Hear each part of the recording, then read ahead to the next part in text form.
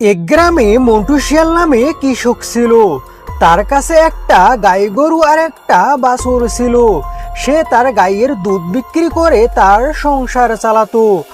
আর ওই গ্রামের পাশের জঙ্গলে একটা ভয়ঙ্কর ডাইনি বাস করতো। ও অনেক দিন ধরে কিছুই খেতে পারি নাই। এই খিদের জ্বালা আর সহ্য করা যাইতাছে না, আর শরীর মতেই চলছে না।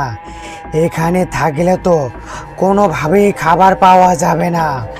যাই গ্রামের দিকে গিয়ে দেখি কোনো খাবার পাওয়া যায় নাকি। এই বলে ডাইনি সেই দিন রাতেই মন্টুর গ্রামের দিকে রওনা দেয়।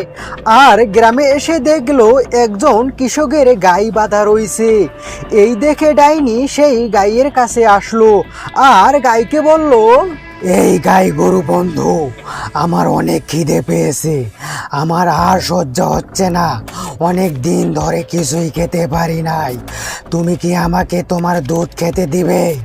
তাহলে আমার একটু খিদের জ্বালাটা মিটে যেত। এই শুনে গাইয়ের মনটা অনেক নরম হয়ে যায় এবং ডাইনির প্রতি অনেকটা তার মায়া হলো। আর বলল, তুমি আমাকে বন্ধু বলেছো, এতে করে তোমাকে আমার অনেক ভালো লেগেছে। তুমি আমার বাচ্চার ভিতরে প্রবেশ করে যাও আর যত খুশি তত দুধ পান করে নাও। এই শুনে ডাইনি অনেক খুশি হলো আর তার বাচ্চার মধ্যে প্রবেশ করে তার দুধ পান করতে লাগলো। গাই বন্ধু, তোমাকে অনেক ধন্যবাদ। আমি পেট ভরে দুধ পান করলাম, আমার মনটা ভরে গেল। তোমার এই ঋণ আমি কোনোদিন শোধ করতে পারবো না গাই বন্ধু। এটা কোনো ব্যাপার না, আমি তো শুধুমাত্র বন্ধুর দায়িত্ব পালন করলাম। ধন্যবাদ বন্ধু। যদি কখনো তোমার আমার সহযোগিতা প্রয়োজন হয় তাহলে আমি কথা দিচ্ছি আমি কখনো পিছু ঘটবো না। এই বলে ডাইনি ওখান থেকে চলে গেল। আর তারপরের দিন মন্টু তার গাইয়ের দুধ দুইতে আসলো আর তার গাই একটুও দুধ দিল না। এই দেখে মন্টু, আরে এই গাইয়ের আবার কি হলো, হঠাৎ দুধ দিচ্ছে না? কালকেই তো ভালো দুধ দিয়েছিল। মনে হয় তার শরীর অসুস্থ, এই জন্যই দুধ দিতে পারছে না। না না না না, এইভাবে তো চললে হবে না, আমাকে তাড়াতাড়ি ডাক্তার নিয়ে আসতে হবে। এরপর মন্টু ডাক্তারকে নিয়ে আসলো। এরপর ডাক্তার ভালো করে পরীক্ষা নিরীক্ষা করে বলল, গাইয়ের তো শরীর ঠিক আছে, অসুস্থ তো নেই, তাহলে দুধ কেন দিচ্ছে না? নিশ্চয় তার বাচ্চা দুধ খেয়ে নেয়, তা নইলে শরীর তো ঠিকই আছে অথচ দুধ দিচ্ছে না, এটা কিভাবে হয়? এটা কি করে সম্ভব? আমি তো গাইয়ের কাছ থেকে সরিয়ে বাছুরটাকে অনেক দূরে বেঁধে রেখেছিলাম, তাহলে এটা কিভাবে সম্ভব? এই শুনে মন্টুর অনেক সন্দেহ হয় আর ওখান থেকে চলে যায়। আর ডাক্তারও ওখান থেকে চলে যায়। আর সেই দিন রাতেই আবার সেই ডাইনি তার গাই বন্ধুর কাছে আসলো আর বাছুরের মধ্যে প্রবেশ করলো আর দুধ পান করতে শুরু করলো।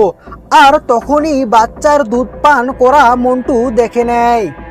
ও তাহলে এই ব্যাপার, এই গাই তার বাচ্চাকে রোজ দুধ খাওয়ায়। যদি বাছুরের সব দুধ খেয়ে নেয় তাহলে আমি কোথায় থেকে পাবো? একে তো শায়েস্তা করতেই হবে, দেখাচ্ছি মজা, সকাল হোক। এই দেখে মন্টু সেখান থেকে চলে গেল। আর তখনই ডাইনি বাচ্চার শরীর থেকে বের হয়ে আসলো আর গাইকে ধন্যবাদ দিয়ে সেখান থেকে চলে গেল।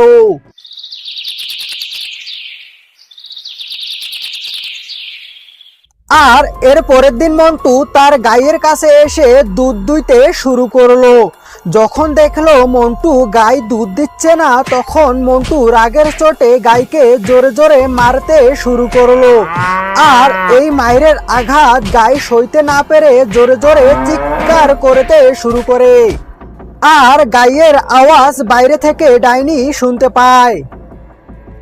এ কি, এ তো আমার গাই বন্ধুর আওয়াজ, নিশ্চয় আমার বন্ধু কোনো বিপদ হয়েছে, যাই আমার বন্ধুর কাছে।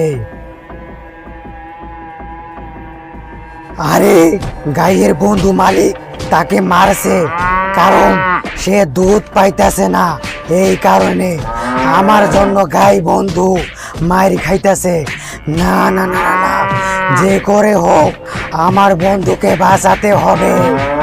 এইভাবে ডাইনি গরুর শরীরের মধ্যে প্রবেশ করলো। গাইয়ের মাথা ডাইনির মাথা হয়ে গেল। এই মন্টু, তুই তো অনেক খারাপ, গরুটাকে মারতাছিস কেন? এই গাই বন্ধু আমাকে দুধ খাইয়েছে, আমার খিদে মিটিয়েছে, আমার পেটের জ্বালা মিটিয়েছে। কিছু না জেনে কিছু না বুঝে আমার বন্ধুর উপরে অত্যাচার করতাছিস। তুই অনেক খারাপ, আজ আমি তোকে মেরে চিবিয়ে চিবিয়ে খাবো। এই শুনে মন্টু অনেক ভয় পেয়ে গেল।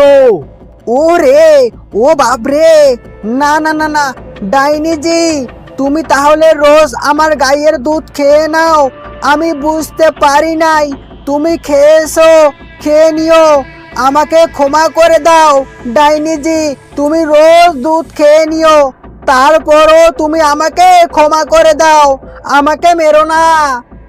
তারপর ডাইনি গাভীর শরীর থেকে বের হয়ে আসলো আর বলল, আমার গাই বন্ধু ও তার বাচ্চাকে আমার সাথে নিয়ে যাব, কারণ আমি আমার বন্ধুকে পেয়ে যাব। এর বদলে আমি তোকে সোনা ভর্তি বাক্স দিতাছি। তোর মতো একটা লোভী শিয়ালের এটাই বেশি দরকার। এই বলে ডাইনি মন্টুকে সোনার বাক্স দিয়ে দিল। আর মন্টু সোনা ভর্তি বাক্স পেয়ে অনেক খুশি হলো। আর তার গাই ও বাছুর ডাইনিকে দিয়ে দিল। আর ডাইনিও অনেক খুশি হয়ে গাইকে বলল, আজ থেকে আমরা একসাথে থাকবো বন্ধু, আমার সঙ্গে চলো।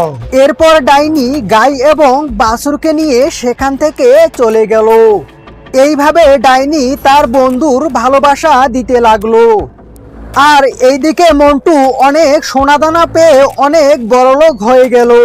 তাহলে বন্ধুরা, এই গল্প থেকে আমরা এই শিক্ষা পাই যে বন্ধু বলে বন্ধুকে সম্মান করি, তাহলে আমরাও কখনো বন্ধুদের ভালোবাসা থেকে বঞ্চিত হব না।